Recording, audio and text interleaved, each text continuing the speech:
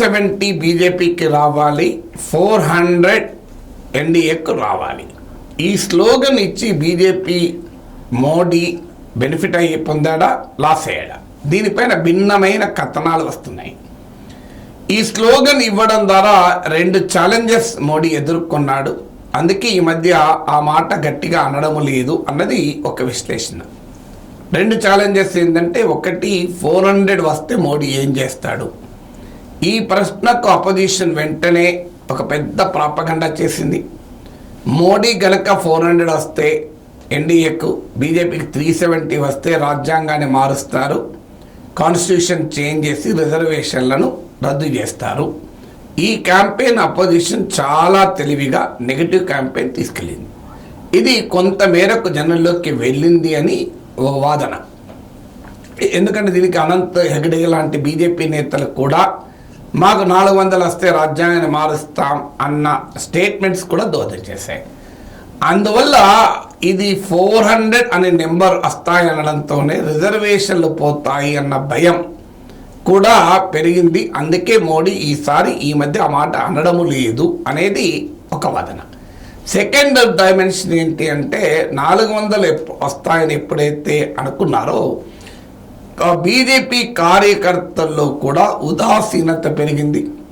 BJP కార్యకర్తల్లో ఉన్న అసంతృప్తి ముందుకొచ్చింది. అంటే బీజేపీని పట్ల అసంతృప్తి, స్థానిక ఎంపీల పట్ల అసంతృప్తి, లేదా మోడీ నాయకత్వం పైన అసంతృప్తి ఉన్నా బీజేపీని ఓడించాలి అనే అంత కోరికలో ఉండదు. ఆ అసంతృప్తి ఉన్నప్పుడు బీజేపీ గెలవాలి అనే కోరిక ఉంటుంది, అసంతృప్తి ఉంటుంది, స్థానిక ఎంపీ పట్ల వ్యతిరేకత ఉంటుంది. కానీ ఎప్పుడైతే 400 సీట్స్ వస్తాయన్న కాన్ఫిడెన్స్ మోడీ క్రియేట్ చేశారో, మా స్థానిక ఎంపీ మాత్రం రాకూడదు, మోడీ ఎలాగో పవర్లోకి వస్తాడు, బీజేపీ ఎలాగో పవర్లోకి వస్తుంది, మా ఒక్కడు ఓడిపోతే ఏమవుతుంది అని లోకల్ యాంటీ ఇన్కంబెన్సీ డామినేట్ చేయడం మొదలుపెట్టింది. అందువల్ల బీజేపీ కార్యకర్తల్లోనే, ప్రజల్లో, బీజేపీ ఓటర్లోనే స్థానిక ఎంపీ పట్ల ఉన్న వ్యతిరేకత ముందుకొచ్చి బీజేపీకి నష్టం వచ్చేటువంటి ప్రమాదం మొదలైంది.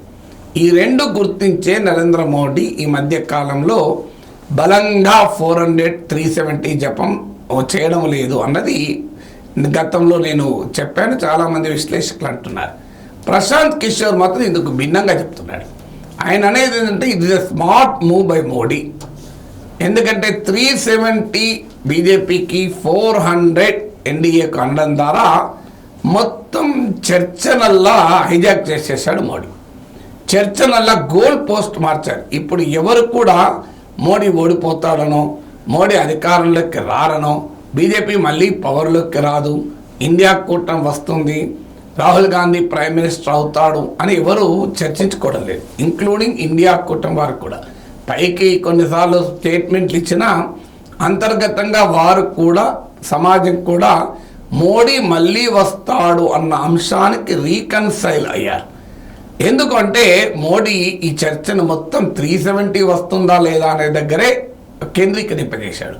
370 బీజేపీకి, 400 ఎన్డీఏకి అనే స్లోగన్ ద్వారా బీజేపీకి మెజారిటీ మార్క్ అయిన 272 అయినా వస్తాయా లేదా అనే చర్చ లేదు. ఇప్పుడు చర్చ 370 వస్తాయా రావా, లాస్ట్ టైం వచ్చిన 303 వస్తాయా రావా, అలా చర్చను తనకు అనుకూలంగా మార్చుకొని బీజేపీ లాభపడింది అన్నది ప్రశాంత్ కిషోర్ వాదన.